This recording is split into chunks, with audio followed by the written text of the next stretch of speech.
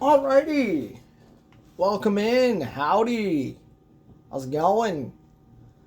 Hope everybody's doing well. Welcome back to the channel. We are getting some bailing done over here on a season 2 of No Man's.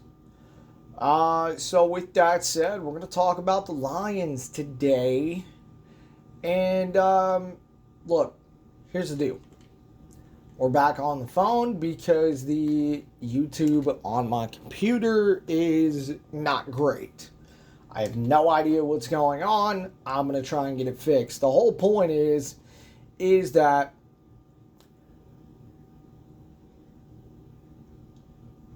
I have taken the last couple days and really went ahead and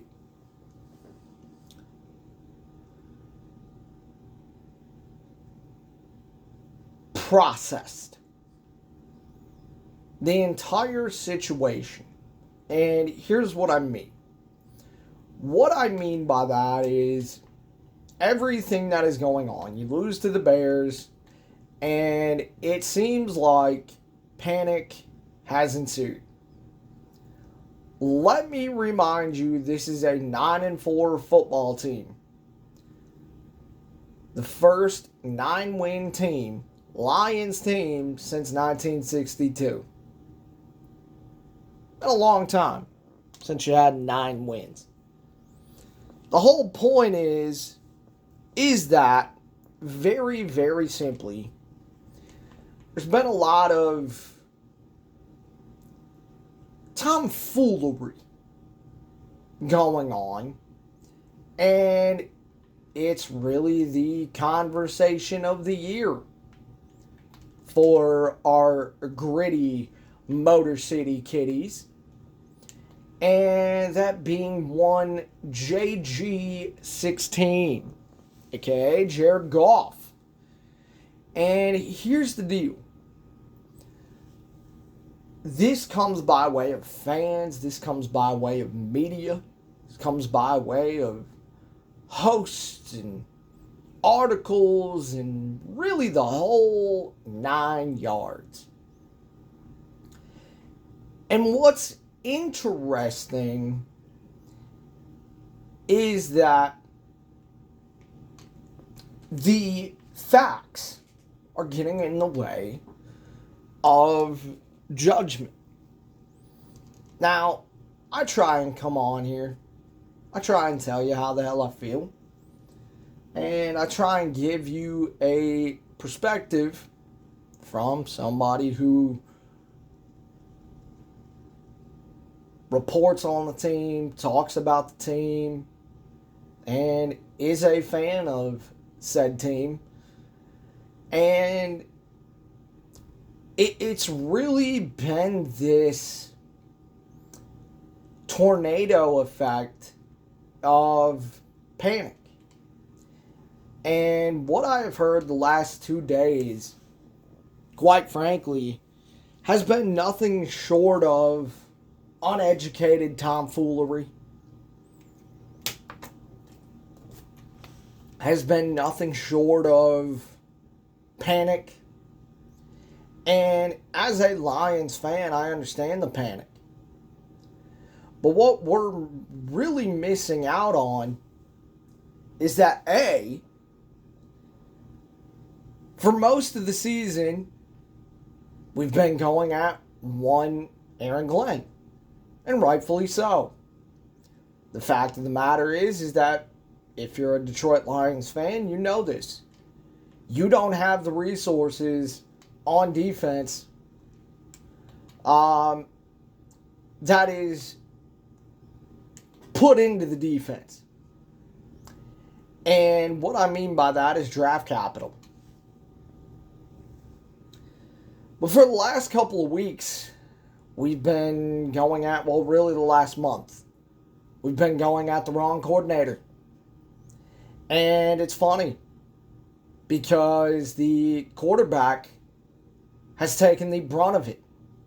And people want to gloss over many things.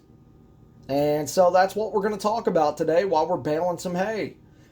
We'll talk about the playthrough, and that will be our Tuesday edition of Lions Chat here on Farming and BS. So with that said, let's get after it. First and foremost, let me be unequivocal here. Jared Goff has 5 games. 5 games left to prove himself. 5? What do you mean by 5? There's 4 games left. I'm including the playoff game. The fact of the matter is that once you lost to the Packers on Thanksgiving, we were right back to the original goal of the season. That being win a playoff game, home or away, survive by 1 or 100, get out with a W, and win the division. Well, the Giants helped you with that because you have a 2-game lead on Minnesota and Green Bay. Minnesota announced that they're going to be starting Nick Mullins. Great. The fact of the matter is that here's the deal. What I have heard the last 2 days has been nothing more than uneducated tomfoolery. I'm not saying that Jared Goff is blameless, because Jared Goff does deserve some blame for interceptions, picks, fumbled snaps, bad throws, etc. But the fact of the matter is that back to the original point, for the last month, we've been going at the wrong coordinator. The coordinator that we should be going at is Ben Johnson. Ben Johnson is coveted as a head coach. Is coveted as head coach material. And we are under the impression that in 2024, when we lose Ben Johnson, not if, when, Ben Johnson will be a head coach somewhere else. And hopefully we have the next offensive coordinator in-house.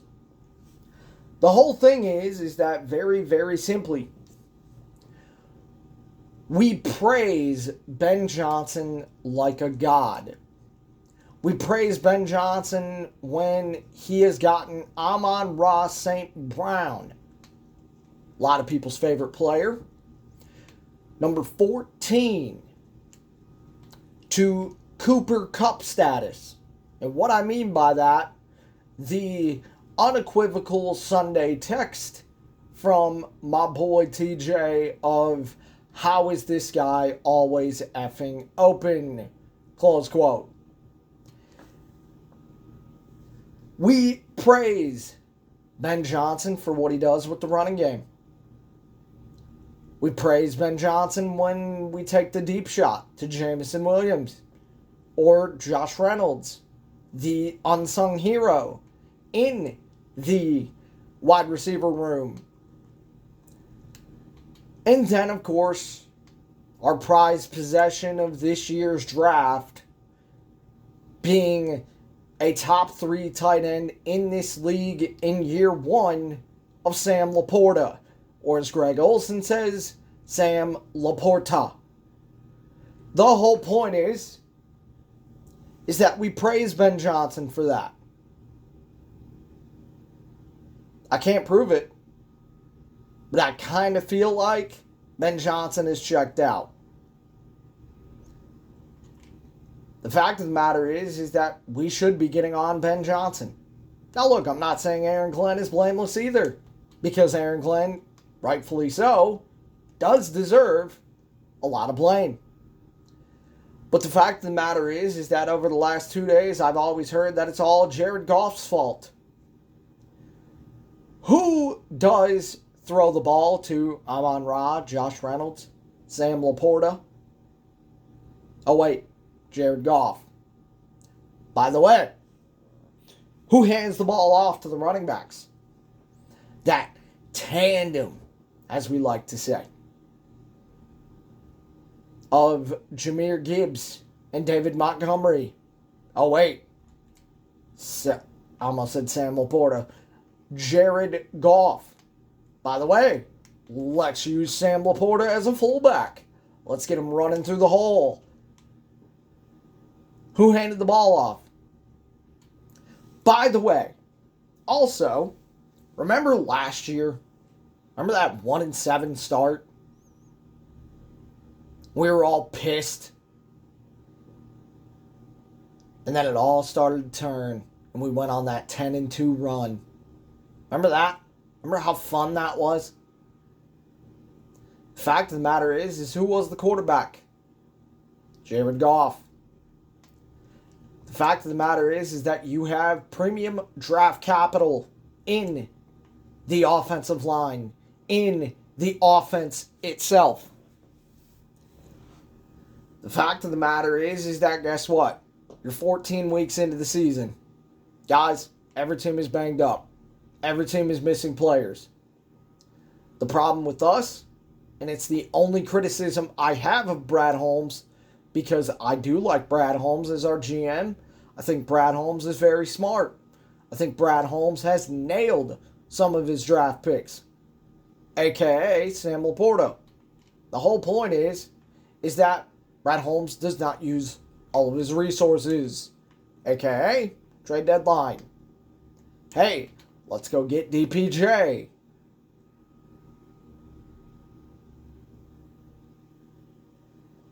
The fact of the matter is that Ben Johnson should be criticized. Ben Johnson has to work around Jared Goff's limitations. We all know that Jared Goff has limitations. We all know this. The whole point being is that very, very simply, Jared Goff has been here from the start. Jared Goff did not whine. Jared Goff did not create a buzz. Jared Goff put his head down and went to work. Was here for the 3-13-1 season. Was here for 9-8 last year. Very, very simply, you have had people call in, text in, and basically say they want Hendon Hooker as the starter. Here is the deal. You lose the division or you lose a playoff game, let me tell you a dirty little secret. Jared Goff will play out his contract and Jared Goff will be sent to the sun after that said season. You win the division and you win a playoff game. Here's the fun part. You will have no choice but to go ahead and re-sign Jared Goff. The fact of the matter is, these last few games are everything for Jared Goff, his career, and his time with the Lions. You are in a must-win spot against the Broncos. I don't see a way you're winning against Dallas at home. Dallas at home has been a freight train. And this is where I do something that I have never done and usually never do. But I'm going to defend one of the media darlings, a.k.a. Doug Karsh. See, the fact of the matter is that don't let the facts get in the way of a good narrative.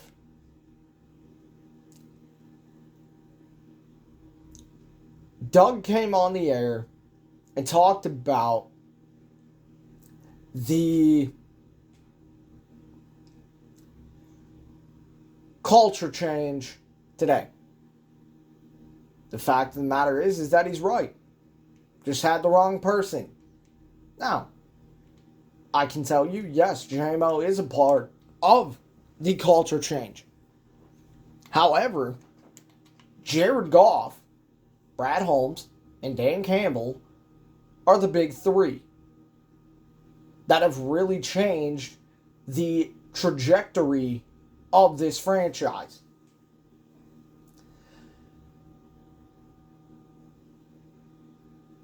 With that said, it doesn't change here in the now. Let me ask you something, because this is something that has always fascinated me. And it fascinates me in the fact of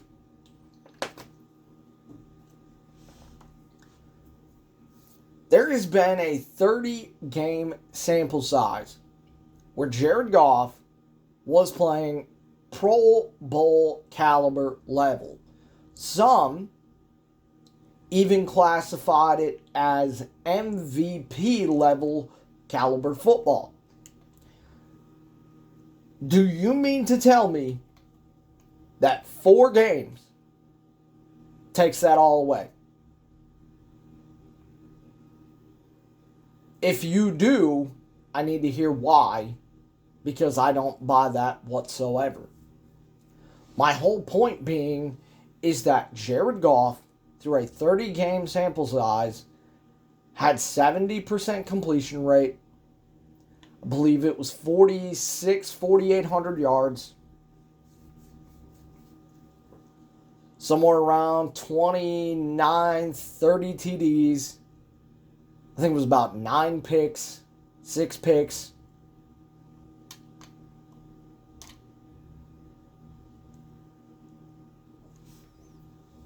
And a QBR of 100.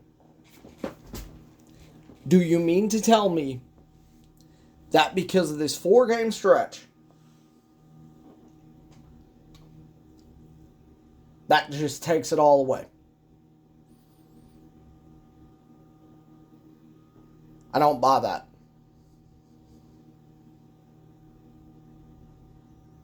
The fact of the matter is that we meme share. That's always fun, right? We do the South Park memes of Dan Campbell, Gritty, Motor City Dan Campbell. Now, a lot of us like Dan Campbell because of his quotables and, well, we'd like to have a beer with the guy. The fact of the matter is that we praise him on 4th down when he goes for it and he gets it. Some of us criticize Dan Campbell when he does not get it. The whole point being is that nobody is blameless in this operation. Nobody. But what I have heard the last 2 days has been nothing short of, well, it's all on Jared Goff. So do you mean to tell me that the injuries on the O-line are because of Jared Goff? I'll ask you again. You have 9 wins. You went on a 10-2 run last year with Jared Goff. And I get it. Last year doesn't matter. But the fact of the matter is that very, very simply, Jared Goff has been here since the start of this rebuild. Everybody thought he was going to be a Band-Aid QB. He proved that was wrong. Jared Goff has 5 games left. Jared Goff, if he wins, if the Lions win the NFC North, and most of all,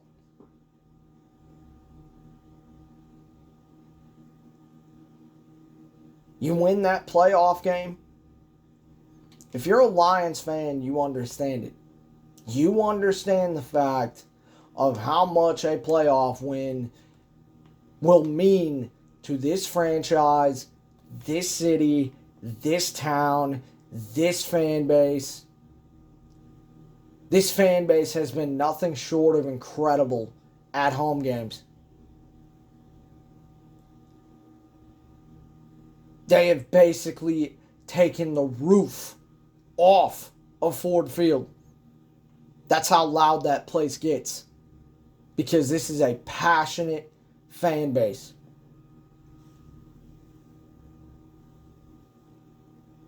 I'm willing to have the conversation. But I don't want to hear the stupidity. I really don't.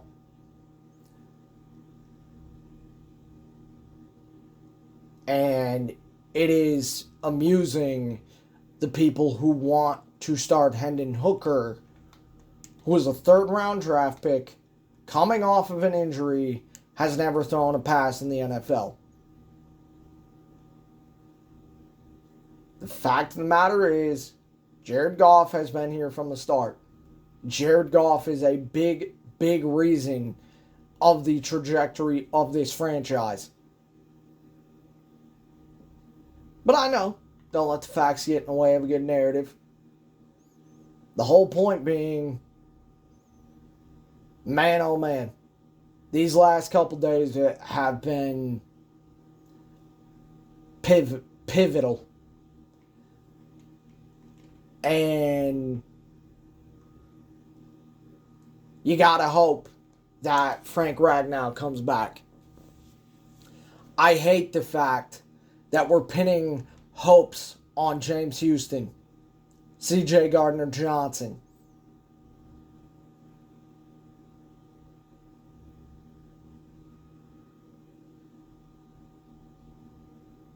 And yeah, I'll be quite honest with you. I think way too many people are focused on next year. I don't want to hear about next year. I'm focused on right here and the now. We're down to crunch time. 4 games left. Find a way. You know, we talked about it after the Tampa game. Forged through adversity. That's what this team is about. And you know what happens after the Lions lose a game? They come back and they win. And I'm expecting a win. Whether it's Saturday, whether it's the following week, whatever it may be. Fact of the matter is,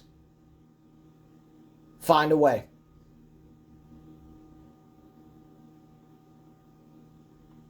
And that's really all it is. But nobody is blameless. And nobody deserves all the blame. The fact of the matter is that all I've heard is that it's all on Jared Goff. And you're right to an extent. The turnovers, the picks, the interceptions, the fumbles, that whole deal, yeah, that is on Jared Goff. And not everything is going to be perfect. We got to find a way. And I think this team will do just that. So my message to the fans, breathe. RELAX. There is plenty of football left to be played. We got a home game on Saturday. Let's find a way and make it happen. With that said, that's going to do it for this one. Love y'all, man. We'll catch y'all on the next one. Later.